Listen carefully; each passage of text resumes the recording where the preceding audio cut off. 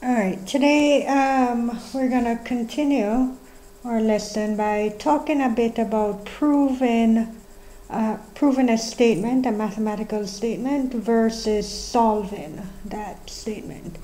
All right, and before I get into it, let's just be reminded of some properties that you have learned maybe some time ago, and we're going to put this into play as we look at what it means to prove something in this course versus solving the same thing.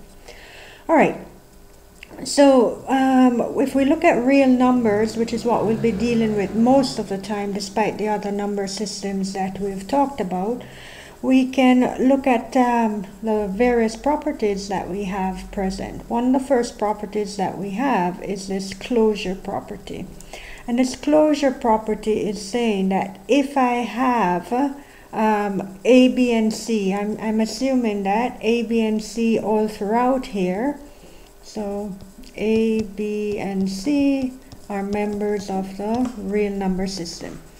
And the closure property says that if you have two real numbers A and B, then their sum and their product is also a real number. If we look at it by example, we know that both 2 and 3 are members of the real number system. If I add 2 plus 3, which is 5, that is still a real number, and likewise, if I multiply 2 times 3, I get 6. 6 is also a real number. So we don't work with something and end up with in a different space, a different number system. Not here.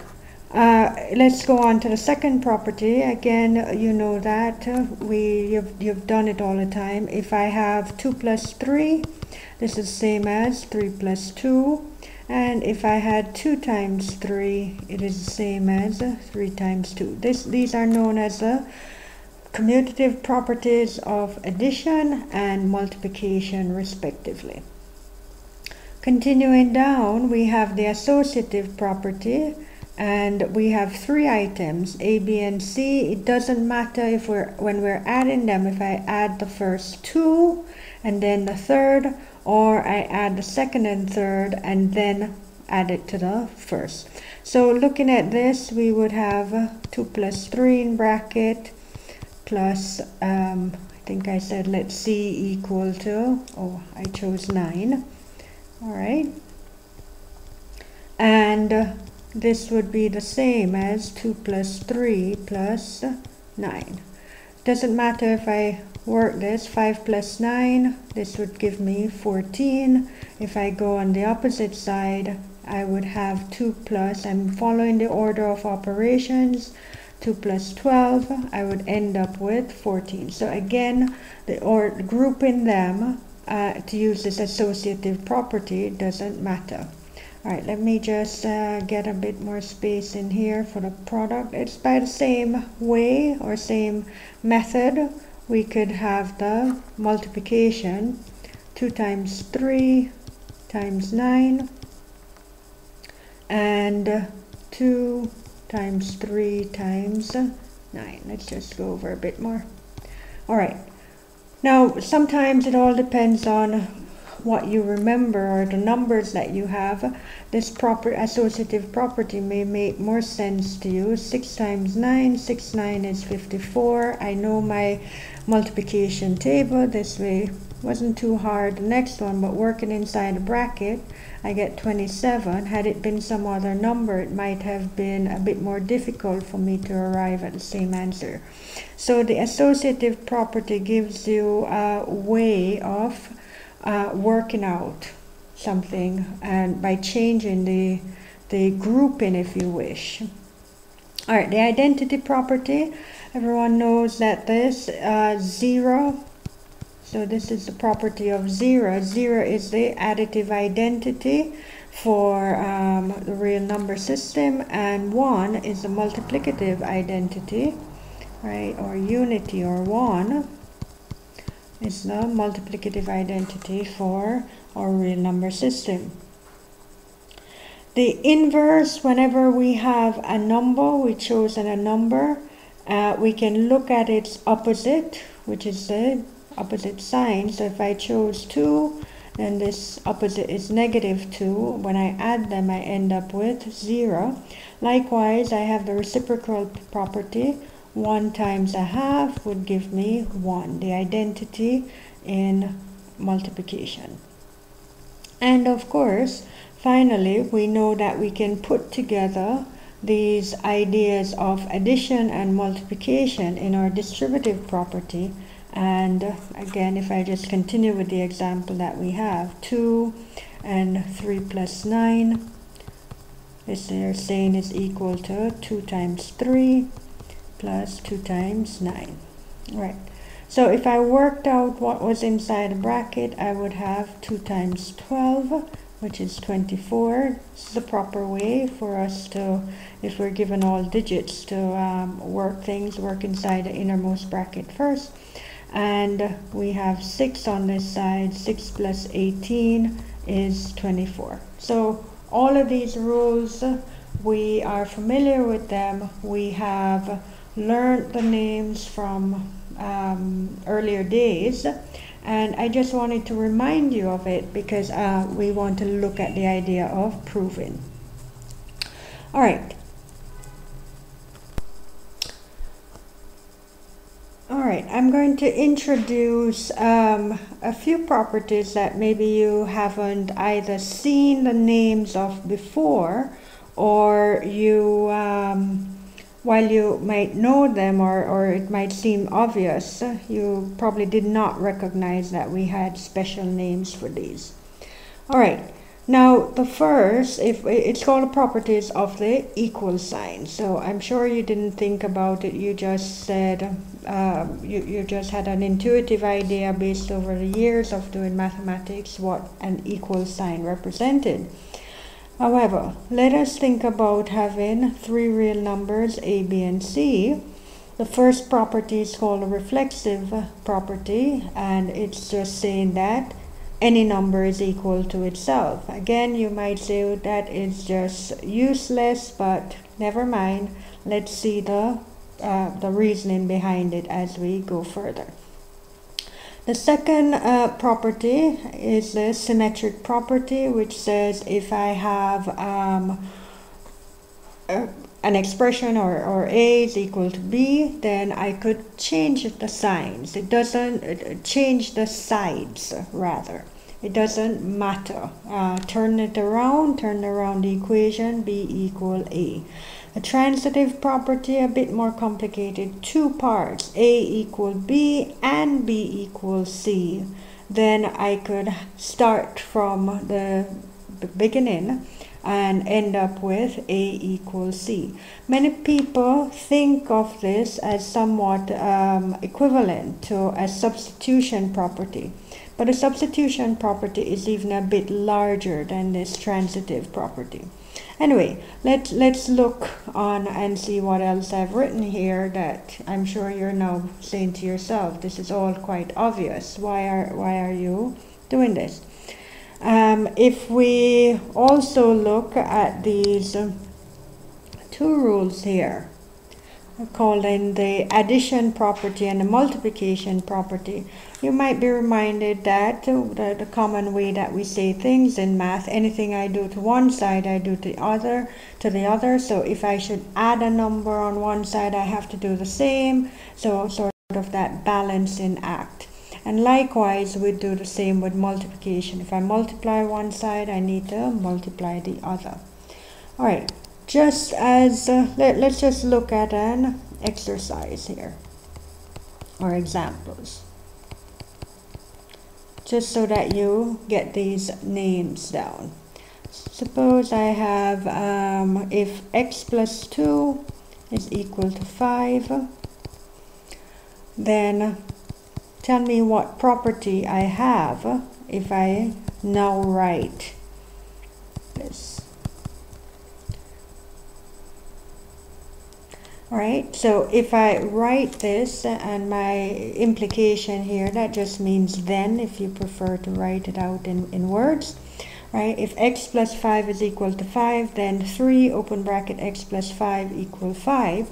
Well, what am I doing? I have introduced 3 on both sides and multiplied it. So this is nothing more than the multiplication property that we just mentioned.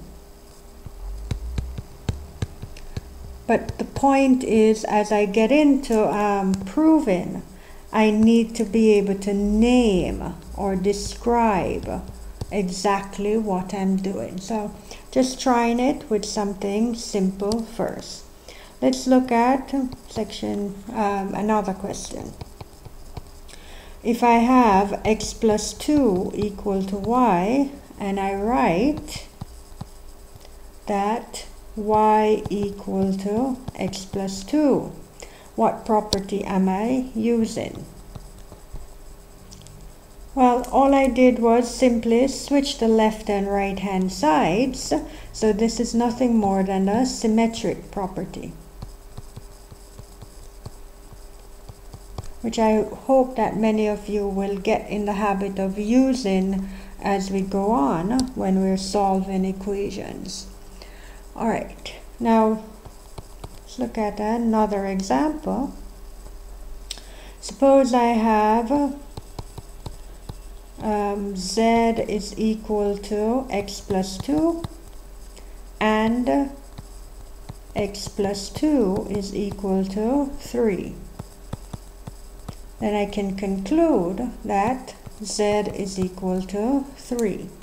Right? Now what property is that? Well, since these are exactly the same, it is known as, it sort of collapses on itself, and you end up with these 2 parts. And this is what gives us that transitive property.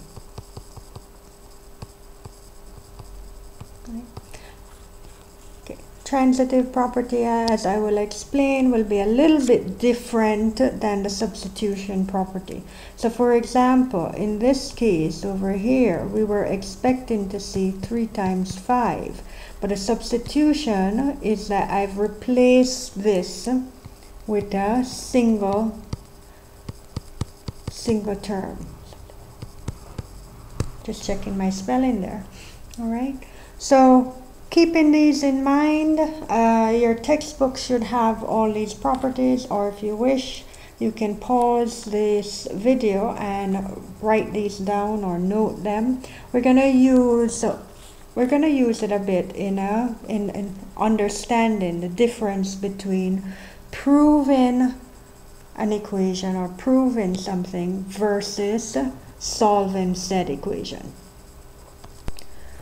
Okay, let's look at our first question, and before I get to a full-blown proof, I'm just saying let's justify each step, which will actually be somewhat of a proof. This method will be known as 2-column proof, which for those of you who have done a formal course in geometry will be used to. Alright, so if we look at this, the first thing that I would do is probably write 1/5 times 1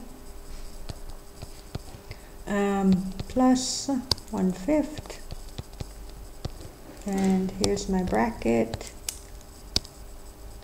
of 5x. And in order to do this, my justification, I use the distributive property. Okay. All right. Let's continue.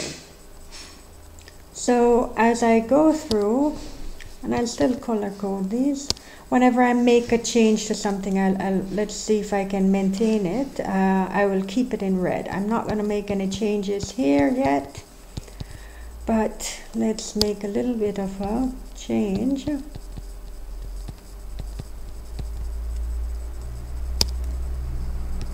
Okay. If I make this switch, all right, I'm reordering or regrouping these terms. So this is just the associative property of multiplication. Right. Continuing, what do I have? Let's just leave this. right? So already you're seeing that this is a longer process when we're justifying or proving what we're doing. We have to give a reason for each step. When I have 1/5 by 5, I could replace this and write 1. The property that I'm using is the identity property of multiplication.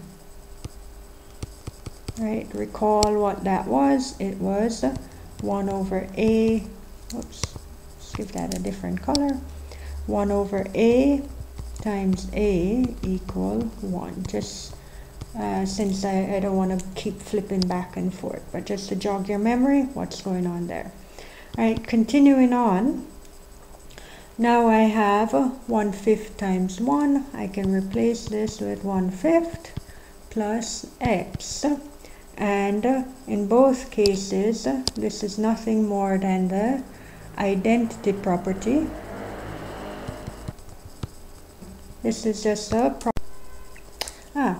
thank you. Somebody just pointed out that I wrote this as the identity property. Sorry, it is the inverse property. We have gone from 1/5, so inverse property of multiplication, also called the reciprocal property.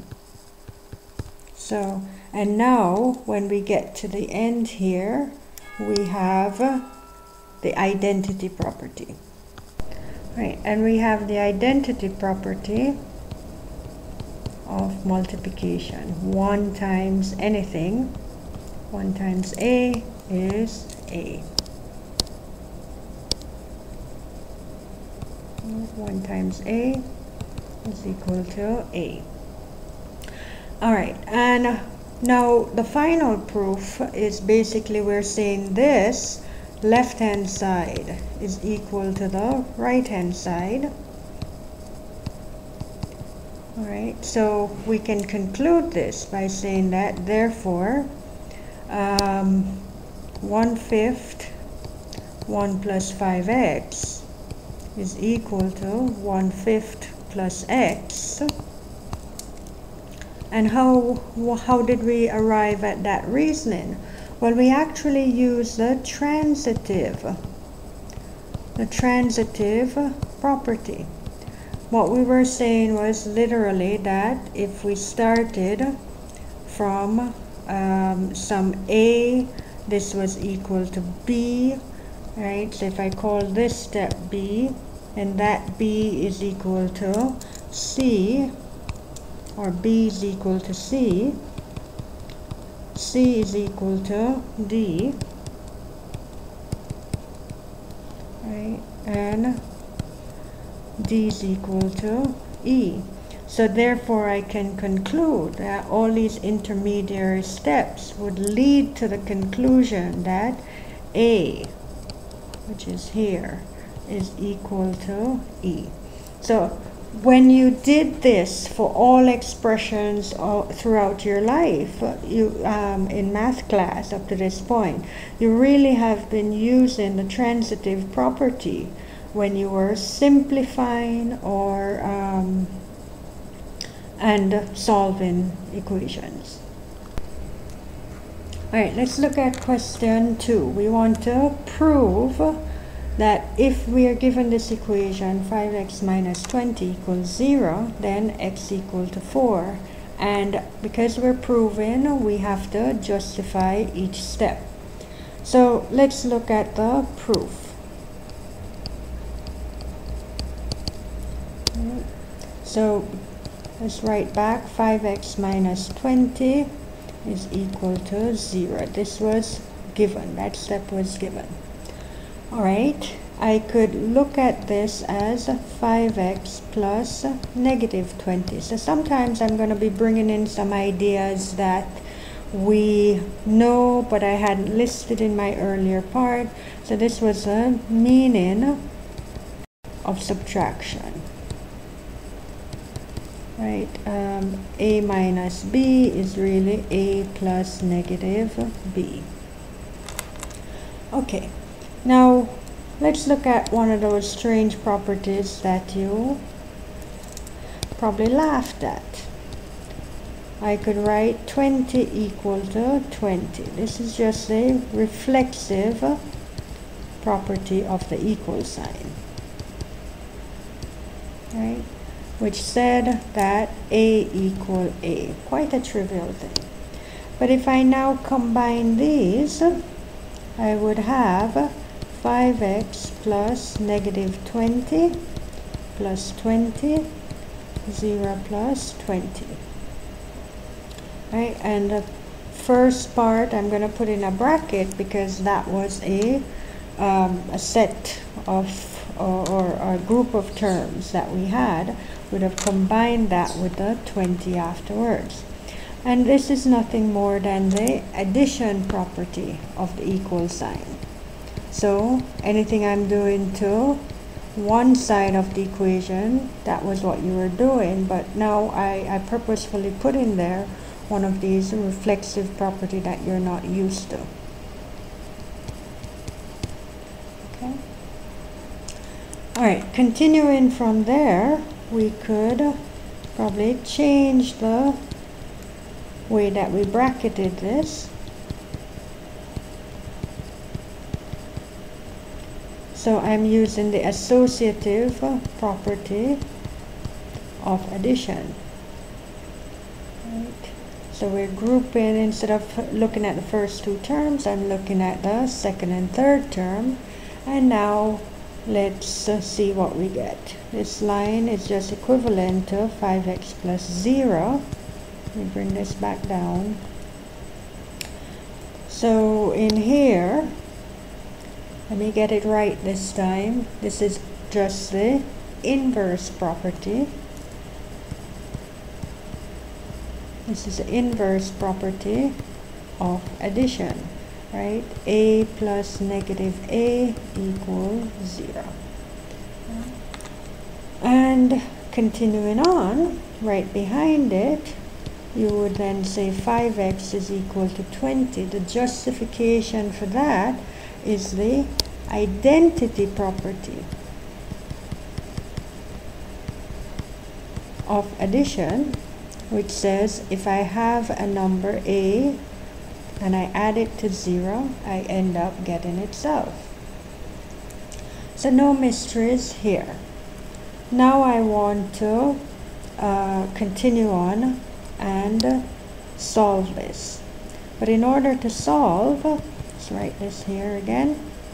In order to solve, I might use the multiplication property and say, hey, I could multiply both sides by 1/5.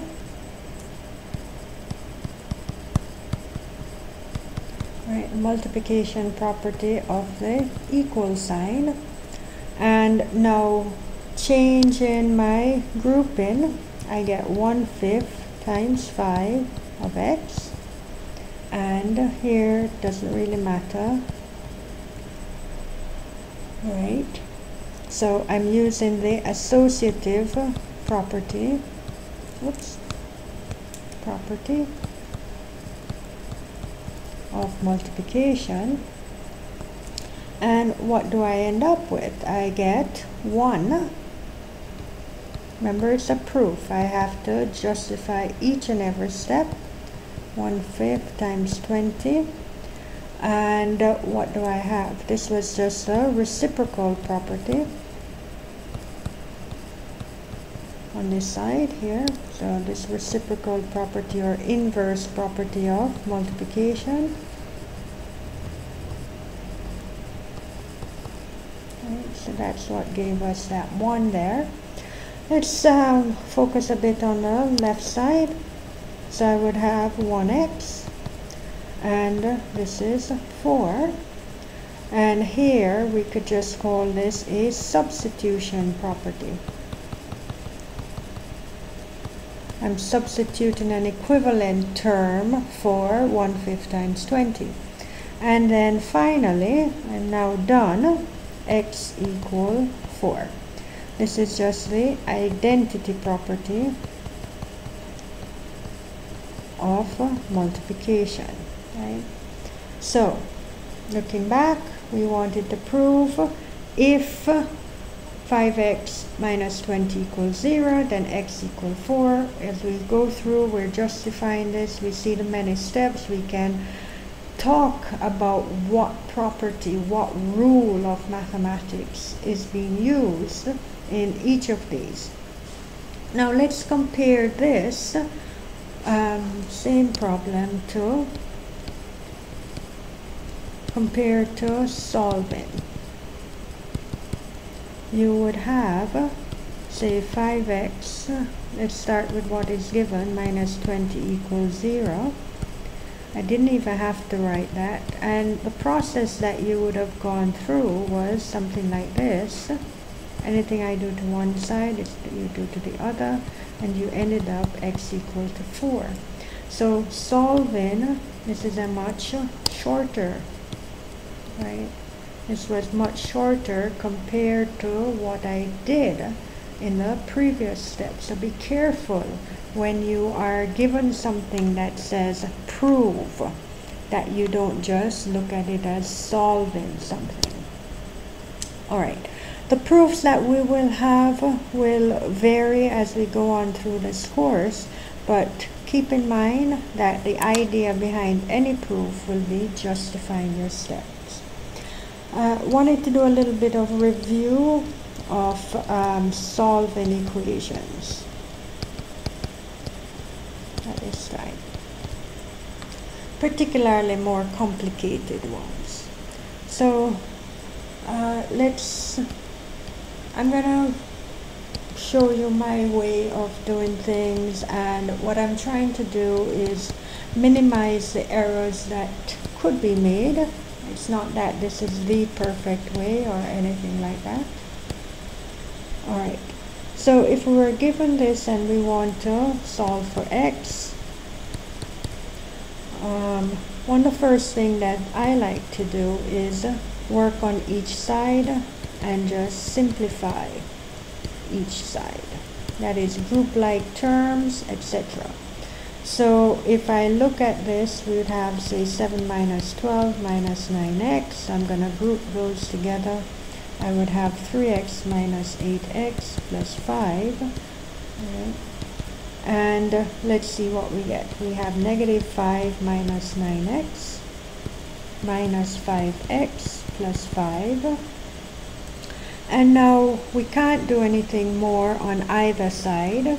So let's now look at using the addition property or transforming the equation, transposition of the equation. So I would prefer, but at this point it's up to your preference.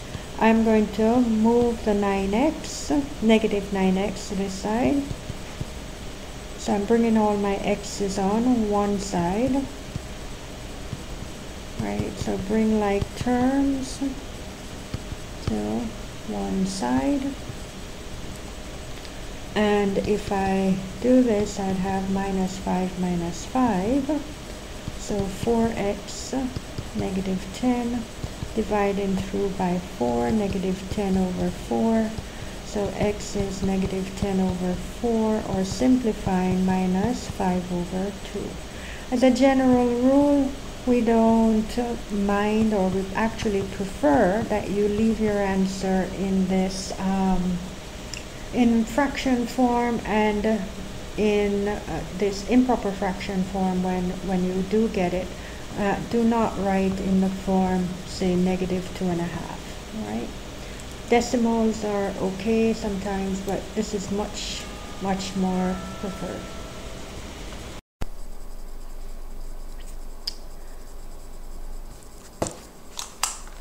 Okay, now let's just do a few more equations, and especially those that have brackets and grouping symbols in them. So for example, let's look at number 2. Alright, symbols or brackets and so on. First thing that we want to do is probably remove our grouping symbols, probably by the distributive property. And secondly, you want to combine like terms as we did before on each side of the equation. Right, so each side of the equation. And then the third thing is if the variable appears on both sides, as we saw above,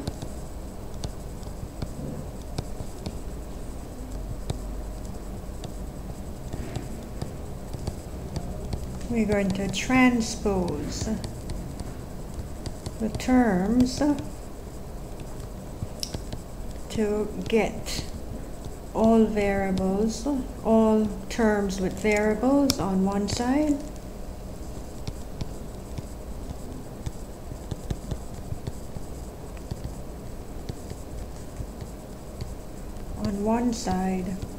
everything else on the other.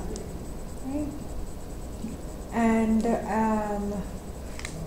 again, just then continue with your solving as usual.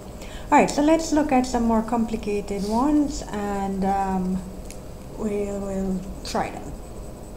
So if I had 5 open bracket 4 plus 2k, oops, that's a plus sign,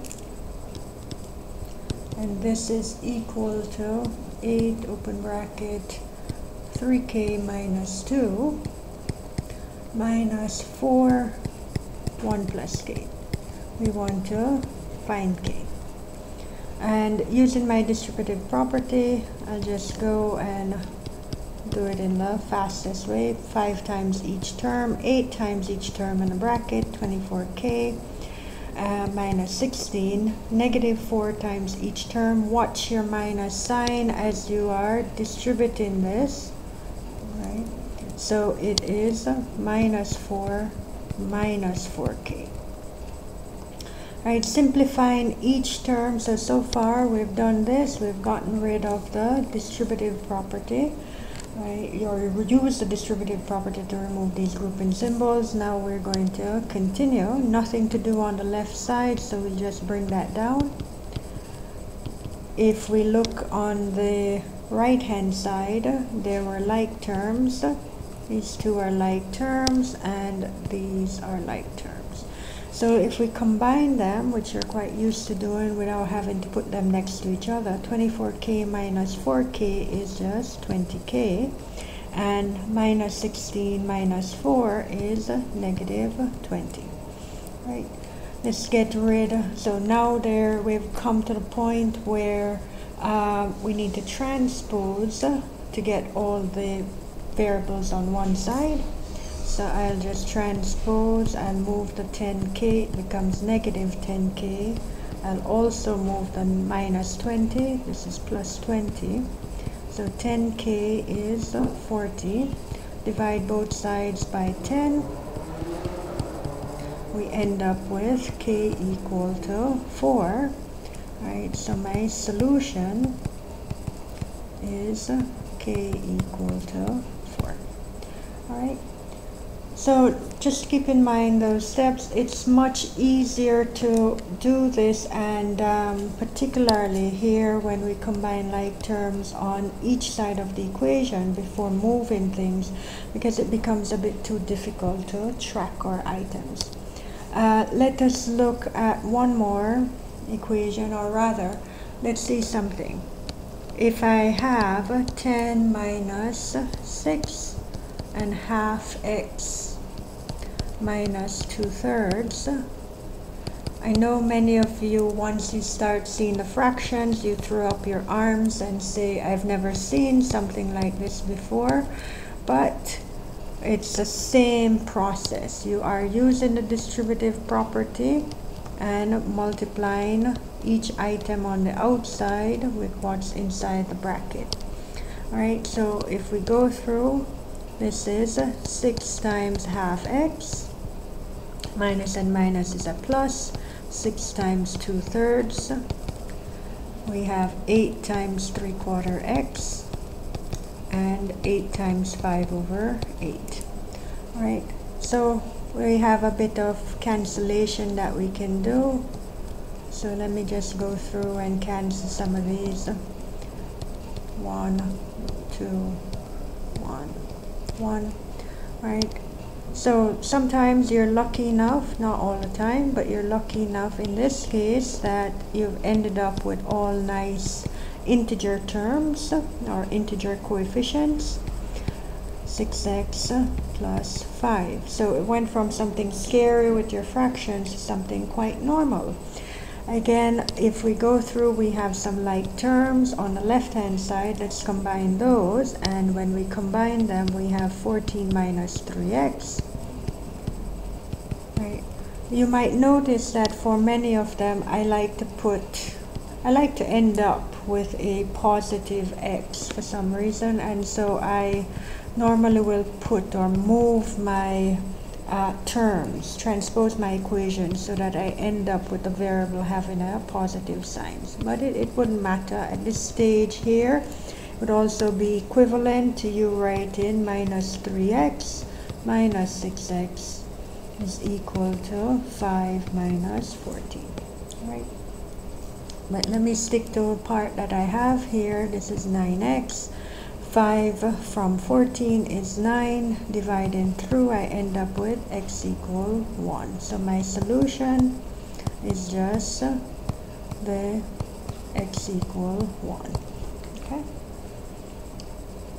Okay, so in recapping, we remember our steps, get rid of the distributive property. Again, as I mentioned, say for example here, I like to combine like terms on each side before I start to move them. Why does this, why do I prefer that? Because sometimes we can give you very complicated or long equations to solve. Here's one with several brackets and grouping symbols. So let's proceed as usual. We are doing our distributive property where possible, so we have to work inside a bracket here first, however. So let's see what we get. So 14 minus 14 plus 8x minus 4x. I just have to bring back what I'm given here. Let's get rid of the innermost bracket, right? So work inside here. So when you have multiple grouping symbols, you work in the innermost one. So again, I am distributing. It's implied that these are multiplied by -1. So I have minus 5 plus x minus 30. Again, I don't want to, in the next step, I don't want to go through and multiply throughout by all of these different terms with -3.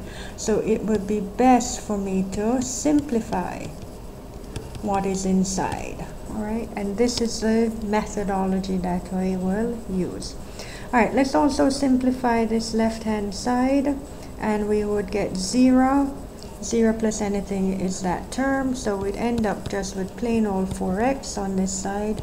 8x minus 3, working inside the bracket, we have some like terms, right, which I'm identifying here, and we can group them. 2x plus x is 3x, minus 5 minus 30 is minus 35. All right, so looking simpler already, we now have to work on the right hand side. Let's use our distributive property again and see what we get. So bringing back the left hand side, simple one term, 4x, and then 8x. Minus 3 times each term inside the bracket was minus 9x. Minus and a minus gives me a plus. 3 times 35 would be 105. Right, 5 3 is 15, carry 1, 3 3 is 9, yes. All right, what do I have? I am now going to simplify these terms. So the point is, at each step, if you maintain this method, what you're doing is making the problem simpler and simpler. rather than deal with a mammoth amount of terms and then get confused or lose a sign, etc. Nothing is worse than that. All right, now we've reached a stage we can't simplify either side anymore, so we need to transpose the equation. So I'm going to bring the negative x to the other side, which is just going to change its sign, 4x plus x. So we have transposed, negative x is brought to the next side, or to the left hand side it becomes positive, and so we only have 105 left on the right side.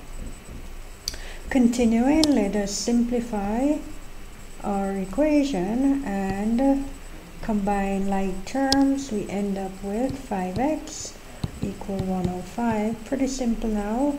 Get rid of the 5 by either multiplying both sides by the reciprocal or simply dividing both sides by 5. This gives us that x equal to 21, and so this is our solution. Do remember that you should check your solution at each whenever you're given a problem like this. And the way that you check is you put in that proposed solution, your x equal to 21. You are going to put it into the original equation. Work it out, work out what is the result when I put 21, or substitute 21 on the left hand side. Do the same for the right hand side. If the values that you get, if the results are equal, then you know your solution, this proposed solution, is the actual or correct solution, right? So don't remember, although you are solving a problem and it feels like you've completed everything, there's always that final step of checking what is what you've done really correct. Right. Okay, let's pause a bit. The question just came in from a student here talking about proofs. Okay, so let's go back and look.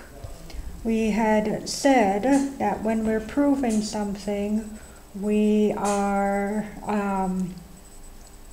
we're either moving from one side of an expression and proving that it's something else. So this is sometimes known as an identity, and we justify each step. The question comes in: is that the only way to prove something? And let me just before we go, just mention some ideas about the general method of proving. So general methods of proving. All right. Suppose you want to prove a statement that A implies B, or A is equal to B. When we have what's known as the methods that we have what's known as the direct proof. The direct proof method says that you start with one side. So if I start with one side, you say start with A, and step by step you begin to show that you arrive at B. So in essence, you are just doing, let's go back.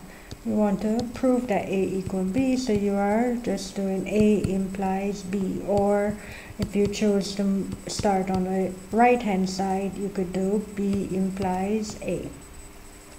The second method is a little bit indirect. Maybe maybe what you're given is a little bit difficult or gets complicated. While I still want to prove A equal to B, I could start off and say, all right, A is actually equal to C, or A implies C, but I could also show that B implies C, and then basically this indirect proof is now saying, oh, but you have shown that these are indeed the same thing. So the those are the two main methods of proofs that we will be using throughout this course. Although I will mention that there is a third method of proof. Third method is a proof by contradiction, and I'll just mention it, but we won't really be using this in any great detail, not at this stage, maybe in another course and so on. Alright, so proof by contradiction. You're given if statement P, if P then Q, which is just another way of doing an implication. P implies Q. You would have started from one side and gotten to the next. Now, if we do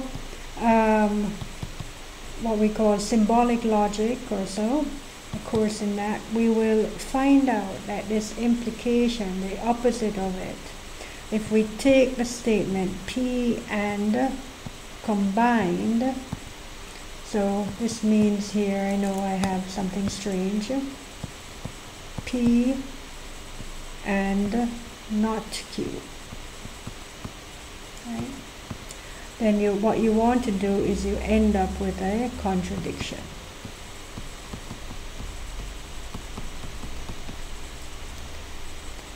Alright, as I said, we won't probably be doing anything that involves proof by contradiction.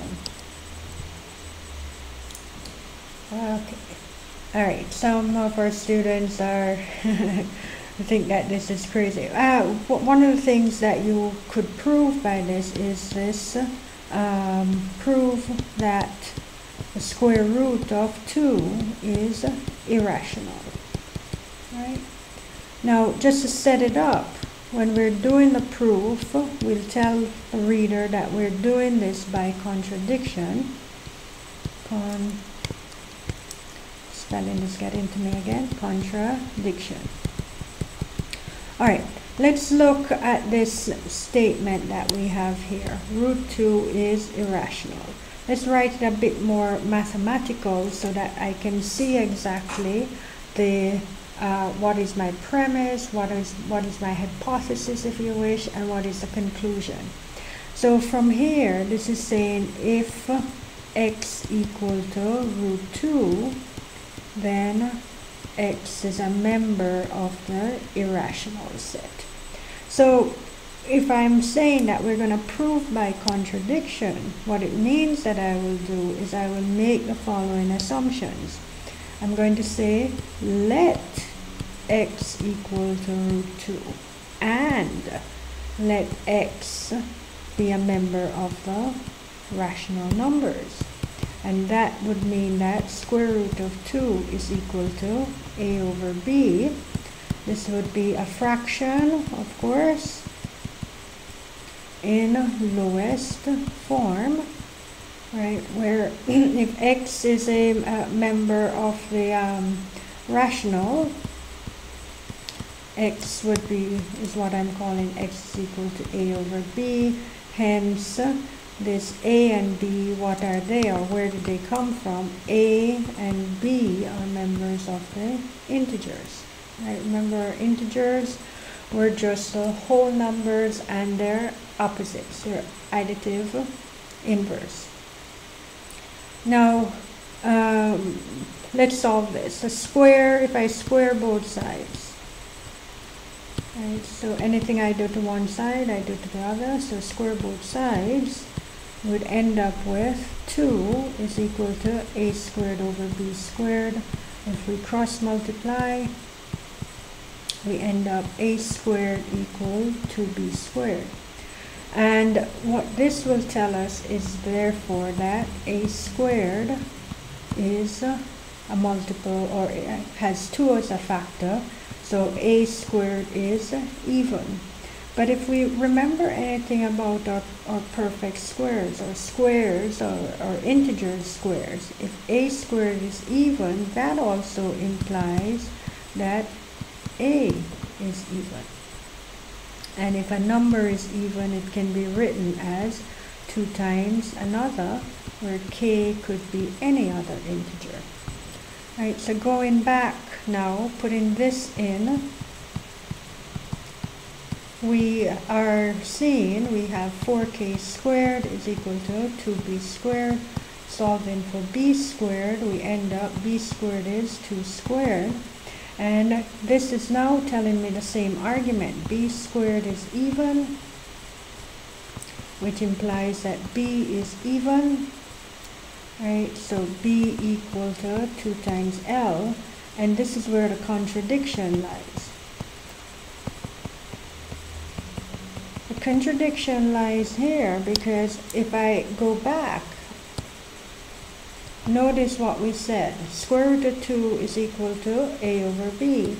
And this would mean that square root of 2 is equal to 2k over 2l, which would then mean that a and b were not in the lowest form, which is why I'm saying that we have this contradiction.